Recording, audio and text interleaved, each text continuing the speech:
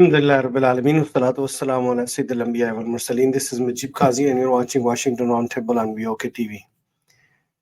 मैंने आज जिस मौजू पे बात करनी है वो ये है कि एक 100 लोगों का एक जमघटा या 100 जोकर्स आप कह सकते हैं तकरीबन एक चार्टर्ड प्लेन लेके चाइना गया और वहाँ पे जाके भिखारियों की तरह वहाँ से उनसे भीख मांगी।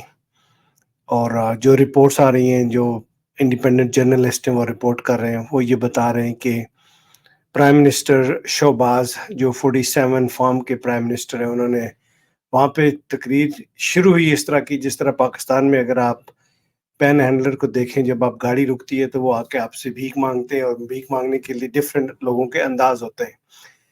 कुछ ख्वाजा सरा होते हैं, वो आके आपको बददुआएं देना शुरू कर देते हैं या दुआएं देना शुरू कर देते हैं। तो इन्होंने अपनी तकरीर शुरू ही इस तरीके से की कि वहाँ पे बताना शुरू कर दिया जी कि हम बहुत माज़रत ख़्वाह हैं कि आपके बच्चों को, आपके इंजीनियर्स को, आपके लोगों को हमारे लोगों ने मारा। तो उनसे सिंपैथी लेने के लिए आप एक मजबूर, बेबस, लाचार किस्म के बंदे, वहाँ से आप एक ऐसा टैक्टिक्स प्ले करते हैं जिससे वो आप पे तरस खाएँ और आपको पैसे दे दें। फिर उसके बाद 47 के जो डिप्टी प्राइम मिनिस्टर हैं, जो इम्पोज़ किए गए हैं हमारे ऊपर, उन्होंने अपनी स्पीच शुरू की और उसमें उन्होंने उनसे भी वर्स्ट परफॉर्मेंस दी और हर वो चीज़ बताई जो इन्वेस्टर्स को दूर किया जा सकता है। मीनिंग्स के उनको डराया जाए, उनको धमकाया जाए, उनको स्केयर किया जाए। अल्फाज मैं अपने इस्तेमाल कर रहा हूँ, लेकिन जो उनकी स्पीच थी उसका लुबे-लुबाब यही था। जितने भी इंडिपेंडेंट एनालिस्ट हैं वो यही बता रहे हैं।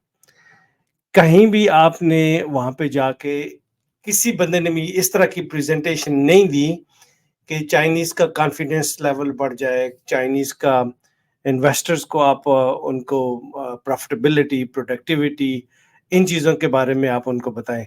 तो आके उन्होंने एक झूठी स्टेटमेंट दी है जिसमें ये कहा गया जी कि वहाँ से आपको सीपैक नंबर 2 और सीपैक नंबर 1 और ऑल ऑफ दोज नॉनसेंस लोगों को, जो जिस तरीके से ये टिकटॉक बना के लोगों को बेवकूफ़ बनाते हैं, इसके अलावा कुछ भी नहीं हुआ।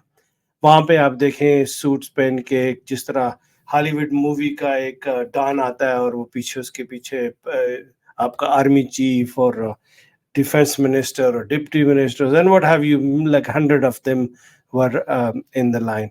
तो वो इसके अलावा तो कुछ नहीं हुआ। तो एक फेल्ड 100% फेल्ड नाकाम दौरा करके वापस आया है और उससे सिर्फ और सिर्फ मुल्क का और बदनामी करवाई है। इनके जो बॉसेस हैं, इनके जो प्राइम मिनिस्टर हैं, जो असल में जो मुल्क को चला रहे हैं, नवाज शरीफ साहब, वो मरे जा रहे हैं जी। किसी तरीके से मोदी से जाके मुलाकात कर दीजिए, क्योंकि वहाँ पे इन्वेस्टमेंट इंटरेस्ट भी उन्हीं का है।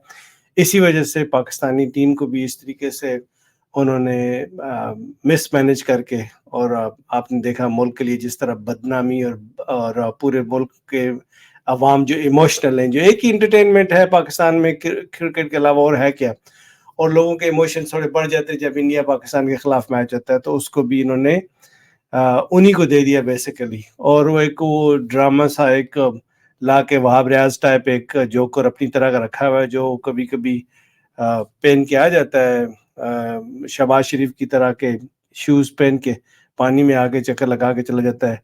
वो आके पूरी गेम बनी बनाई मुल्क के लिए एक अजीमत और बदनसीबी भी। अब क्या किया जा सकता है, बंदा इसके बारे में क्या बात करे।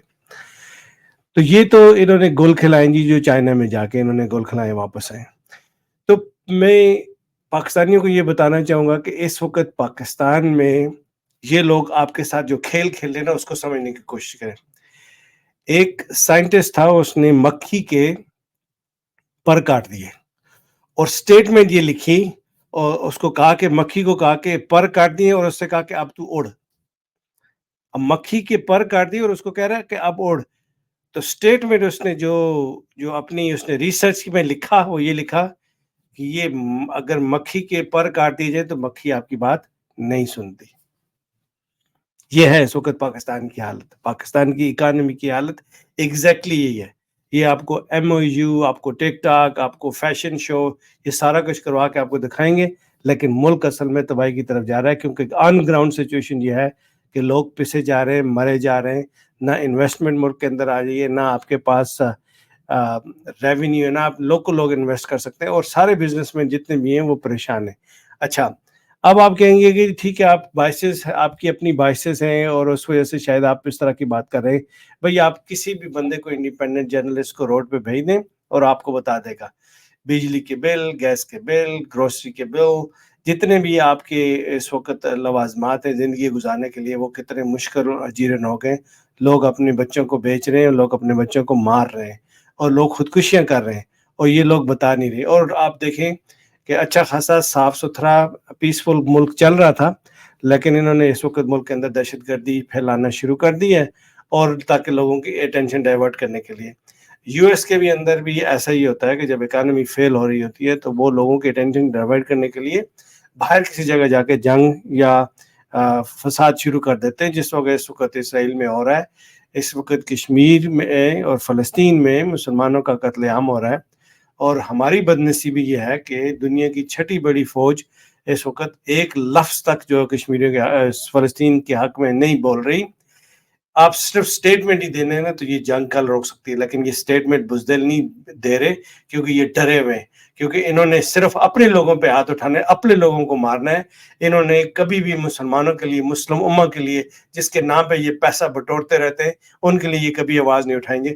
اور یہی وجہ ہے کہ آج ہماری پاکستانی ٹیم کے ساتھ بھی کوئی ہمدردی اس وجہ سے نہیں ہے کہ پوری دنیا میں ہر کوئی سپورٹس، جتنے بھی سپورٹس مین ہیں جو مسلمان ہیں، وہ کم از کم مسلمانوں کے بارے میں، فلسطین کے بارے میں آواز اٹھا رہے ہیں، جھنڈا اٹھا رہے ہیں، ان کا کفیہ پہن کے آپ وہاں پہ جا کے اپنا پروٹیسٹ ریکارڈ کر رہے ہیں، جنگ بندی کیجیے۔ لیکن نہ پاکستانی پرائم منسٹر کے منہ سے یہ آواز نکل سکتی ہے، نہ آرمی چیف کے منہ سے یہ آواز نکل سکتی ہے، کیونکہ یہ لوگ انہی لوگوں کے اشاروں پہ چلتے ہیں اور انہی کا مال کھاتے ہیں، اور اس لیے یہ مسلمانوں کے قتل عام پہ اندر سے یہ سارے ملے ہوئے۔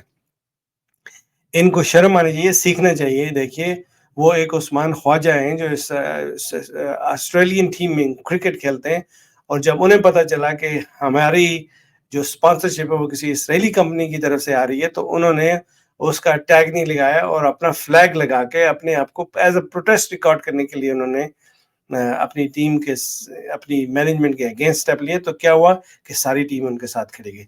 اتنا بھی کرج نہیں ہے ہمارے پاکستانی ٹیم کے اندر کہ کم از کم کوئی پروٹیسٹ ہی ریکارڈ کروا لیں۔ اسی لیے اللہ تعالیٰ ان کو ذلیل کر رہا ہے، ناکام ہو رہے۔ یو ایس کے اگینسٹ بھی لوز کیا اور انڈیا کے اگینسٹ بھی۔ السلام علیکم ورحمۃ اللہ وبرکاتہ۔